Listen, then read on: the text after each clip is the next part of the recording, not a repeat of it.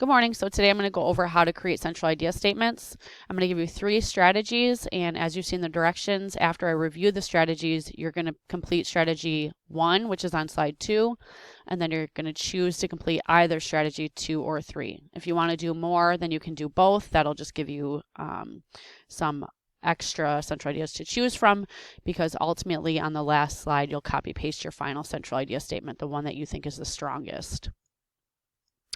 So the first strategy to use to develop a central idea statement is just 2 of the teacher's stems. So these are pretty helpful in coming up with central idea statements without too much thought. So the first thing is to say, I learned. I'm going to be having you guys work with the central idea topics of shame and courage, just so we have some focus. Otherwise, it might be all over the place.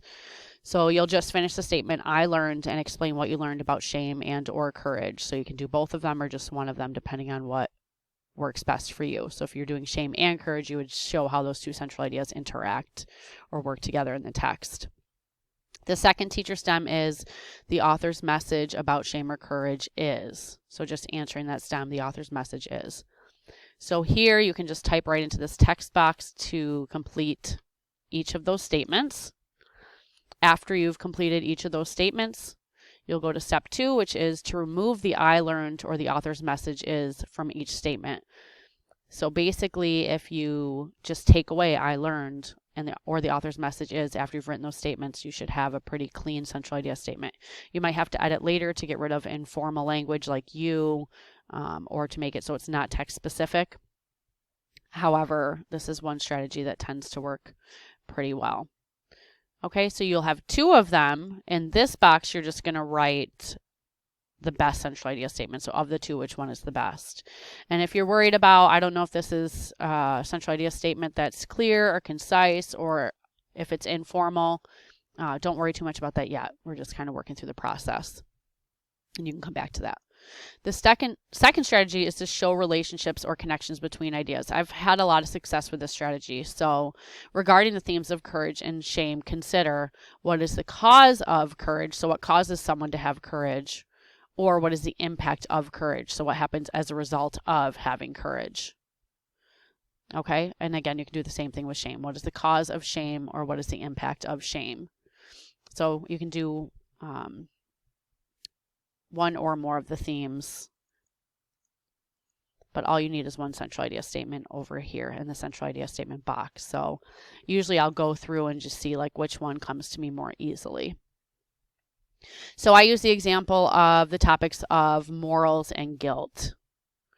And I came up with the idea that feelings of guilt can cause us to ignore our morals. However, I saw that I had the informal us there, so I needed to remove that. And one way I was able to do that was kind of flipping my statement. So a lot of people are like, I don't know how to get rid of the use of you.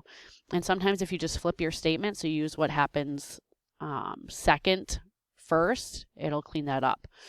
So I changed it to ignoring the moral path can lead to feelings of guilt. And you see, again, I'm showing the impact of ignoring morals on guilt. So I'm connecting those 2 ideas, which is really nice. So if you can do that with courage and shame, if you can show how they're related, that's also a nice step, which is the third strategy, which is combining the central idea topics to show how 2 or more ideas relate.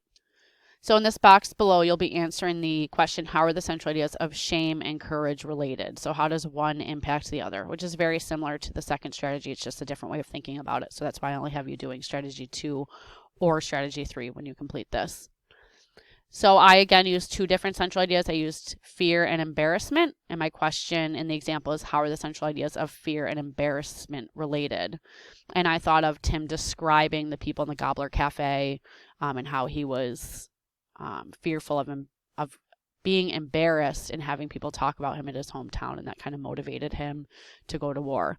So I said the fear of being judged can lead to feelings of embarrassment. And again, you see that that's kind of that cause-effect relationship, just like in strategy 2. Okay, so again, I'm just going to go back up to the direction slide, which is slide 1. It says, after reviewing the strategies, complete strategy 1 on slide 2, and then you'll choose to complete either strategy 2 or 3. If you want to do more, go ahead and do both. But like I said, strategy 2 and strategy 3 are pretty similar, so I don't think that you'll need to do both. After you have your 2 central idea statements, so one on slide 2 and then from strategy 2 or 3, you'll come to that last slide 5, and you'll make any necessary edits to your central idea statement based on the criteria listed in yellow and write it below. So remember, your central idea statement is essentially a thematic statement. So what does the author want you to be thinking about when you walk away from the text? So remember, your central idea statement should be a message from the text written in one concise statement. If you have 2 sentences, often you can get that a little more concise into one idea. It should be able to be supported by evidence from the text. You should not include words like I or you or us because that is informal. And it should not be text specific. So you shouldn't say things like Tim feels. It's not about what Tim feels. It's about the message the author wants to leave the reader thinking about. Okay, so make any necessary edits, and then you're going to write your final statement here, and hopefully we'll have some good statements to work with for our activity next class.